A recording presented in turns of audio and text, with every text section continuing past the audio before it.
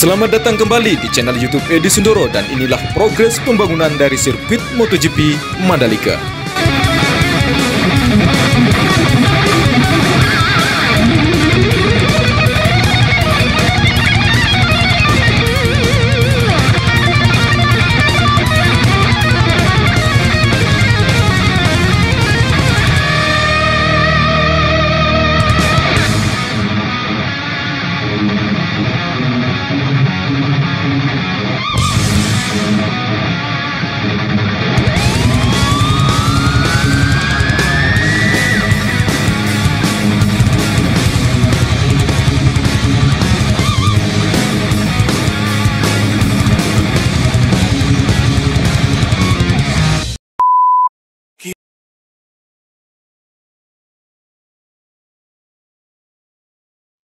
Assalamualaikum warahmatullahi wabarakatuh. Salam sejahtera buat kita semua. Om Swastiastu. Bagaimana kabarnya bosku? Dari Sabang sampai Merauke, saya doakan semoga dalam keadaan sehat selalu, dilancarkan rezekinya dan dipermudahkan segala urusannya oleh Tuhan yang Maha Esa. Amin.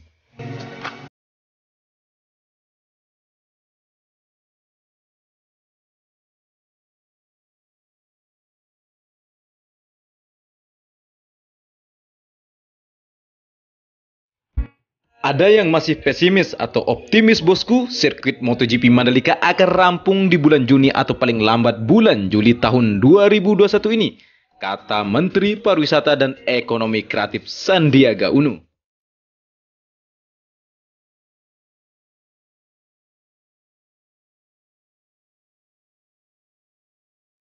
Seperti yang saya ulas kemarin bosku, bahwa hari demi hari akan ada sebuah kejutan yang akan ditampilkan sirkuit MotoGP Mandalika.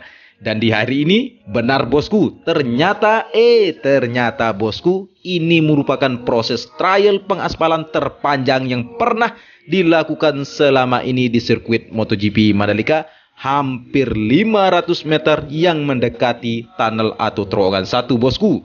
Pengaspalan ini berada di area service road sebelah kanan dari trek lurus.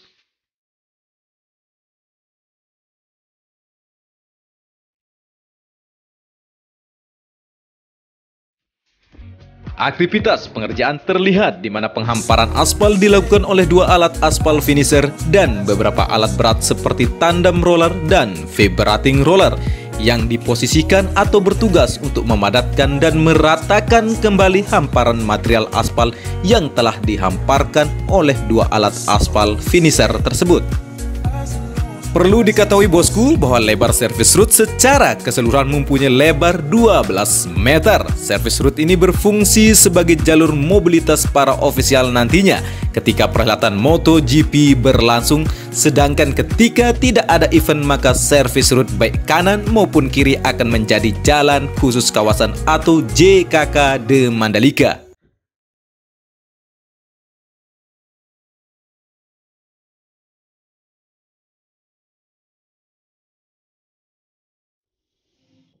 Jalan khusus kawasan atau JKK de Mandalika yang dapat dilewati atau diakses oleh siapapun yang mau berkunjung ke dalam sirkuit atau menuju kawasan destinasi wisata seperti pantai yang ada di sekitar sirkuit.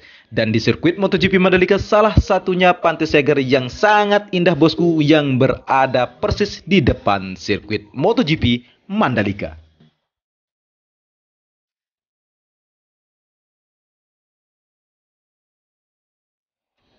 Bagi bosku yang belum tahu, kali ini saya akan berbagi informasi tentang Pantai Seger yang lagi sebentar akan ada acara event Bau Nyale yang setiap bulan Februari akan keluar cacing laut atau cacing wawu yang ditangkap ribuan orang Lombok di waktu subuh.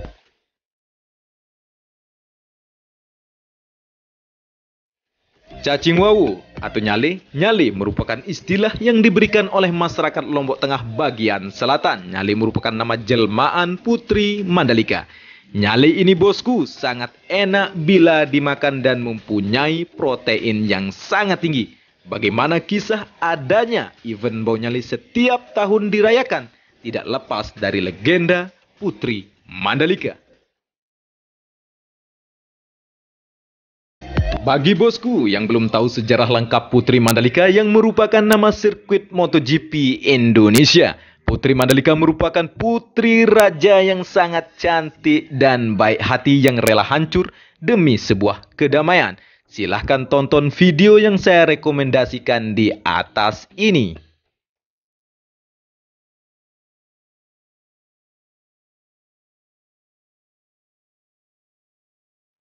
Dan kita menuju konstruksi atau pembuatan tunnel atau terowongan satu yang masih keberadaannya di trek lurus bosku, dekat dengan tikungan pertama, di mana proses konstruksinya atau pengerjaannya sudah finish pengerjaan pada penyambungan badan terowongan dengan sayap kanan yang sudah terbeton secara sempurna dan sudah dilakukan pelepasan bagisting. Di mana di badan tunnel yang sudah bisa dilewati sudah tersambung atau terkoneksi dengan main track serta sudah diberikan material subbase atau LPA. Sedangkan untuk badan terowongan dengan sayap kiri atau pintu masuk sudah dilakukan pembetonan secara sempurna, hanya saja belum dilakukan pembongkaran bagisting. Dan saya ucapkan selamat tinggal konstruksi pembangunan tunnel 1. Tinggal dilakukan penimbunan secara menyeluruh.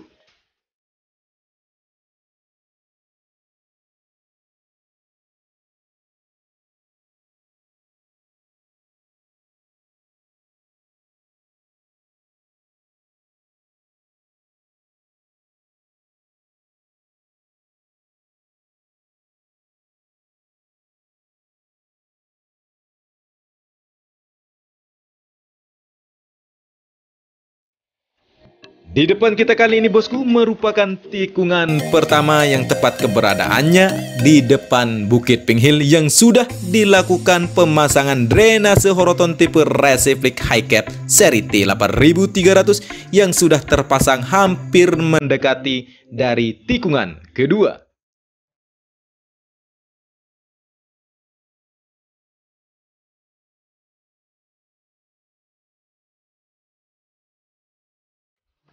Tepat di tikungan kedua, di mana masih proses pemasangan drainase horoton juga bosku. Yang lain masih belum dikerjakan seperti penghamparan subbase di bagian service root sebelah kanan dan belum dilakukan penghamparan material gravelnya juga bosku. Sedangkan untuk tikungan ketiga hampir sama, hanya saja sudah dilakukan penggalian sistem drainase horoton.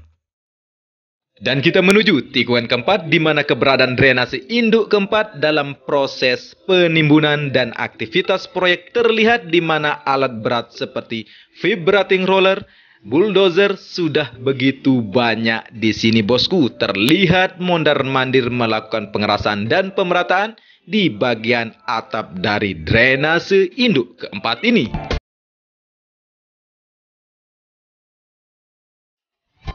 Masih di tikungan keempat bosku, di mana pemasangan sistem drainase horoton sudah hampir finish pengerjaannya sampai dengan tikungan kelima. Begitu halnya pemasangan sistem drainase horoton dari tikungan kelima hampir sampai dengan tikungan keenam, konstruksi pemasangan dari sistem drainase horoton. Dari tikungan ke-6 sampai dengan tikungan ke-7 sudah dilakukan proses penggalian secara sempurna sistem dari saluran drainase horoton. Masih di trek ke-6 dekat tikungan ke-7, aktivitas penghamparan agregat tanah kembali persis di atas drainase induk ke-5. Bila bosku masih ingat ada sistem drainase di bawahnya, ketika penghamparan agregat tanah sesuai dengan yang dikehendaki, proses selanjutnya penyambungan bagian lintasan yang terputus dan sudah tersambung dan terlihat bagian main track di trek ke-6 ini sudah dilapisi subbase atau LPA.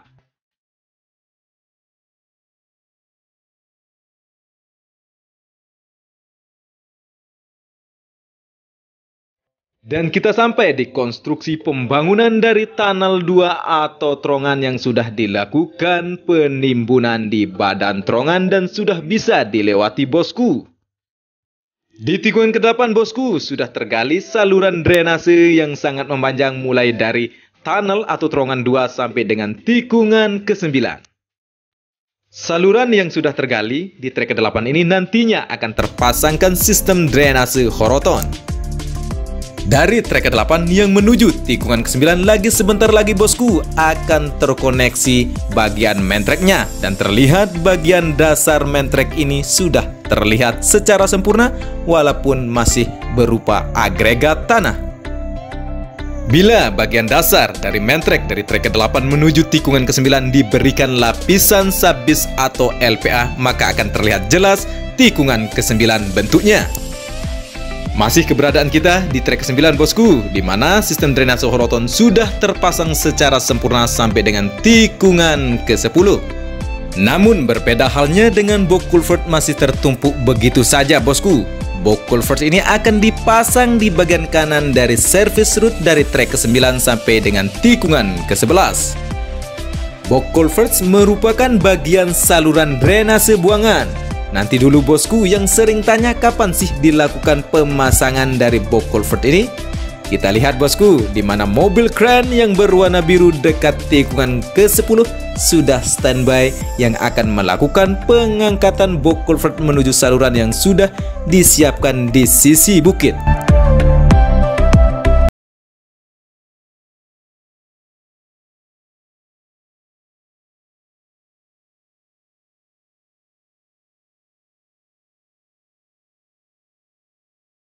Di depan tikungan 10 bosku ada Pantai Segar yang lagi sebentar lagi di bulan Februari akan diadakan event Bau Nyale. Bagi bosku yang mau berkunjung ke Lombok, silahkan nantinya ikut event Bau Nyale, pasti seru.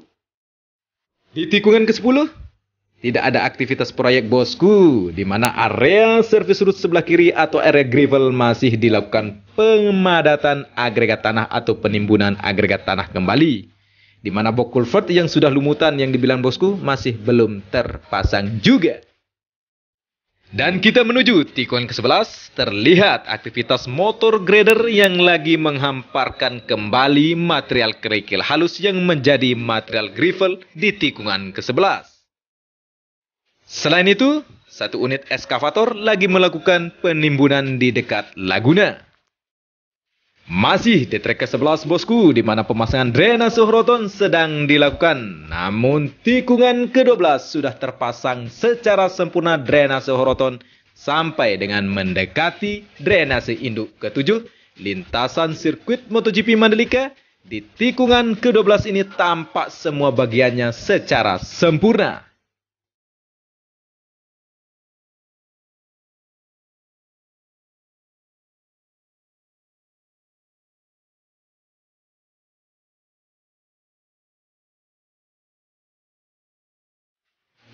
Dan kita sampai bosku di drainase induk ke-7 di mana lagi proses penimbunan, di mana titik drainase ini yang memutuskan trek ke-12 dengan tikungan ke-13. Tepat sekali bosku, kita sudah berada di tikungan ke-13 yang sedang dilakukan pemasangan drainase horoton tipe reseplik high cap seri T8300, dan di sebelah kanan dari main track atau area gravel dan service route sedang dilakukan pengerasan agregat tanahnya.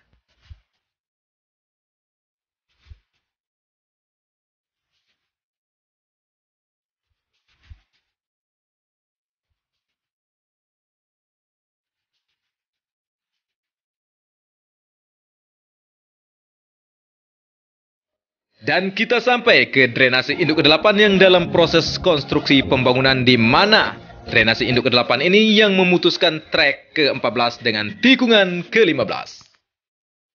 Dan kita masih di trek ke-14 di mana sistem drainase horoton sudah terpasang sempurna sampai dengan tikungan ke-15 bosku. Dari tikungan ke-15, 16 dan 17, di mana tepat di tikungan ke-16 di area gravel lagi proses pengerasan agregat tanah, namun masih terlihat begitu banyak tumpukan material tanah gunungnya bosku.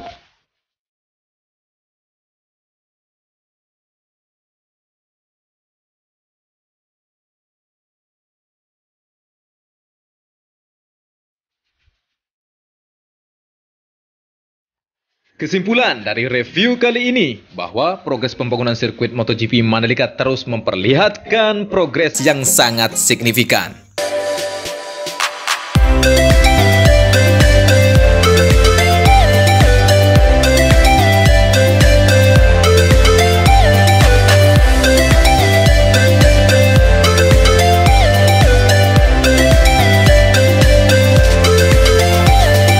Cukup sekian informasi yang saya dapat sampaikan dan suguhkan kepada bosku. Semoga menjadi penambah wawasan untuk kita semua. Dan mari terus kawal pembangunan sirkuit MotoGP Mandalika. Bagi bosku yang ingin menanyakan atau berpendapat tentang progres pembangunan dari sirkuit MotoGP Mandalika, silahkan tulis di kolom komentar. Oh ya bosku, bagi yang berkenan membantu perkembangan dari channel ini, cukup mudah caranya, cukup like, share, dan subscribe. Saya Edi Sindoro, salam persahabatan dari anak Lombok, matur tampiasi.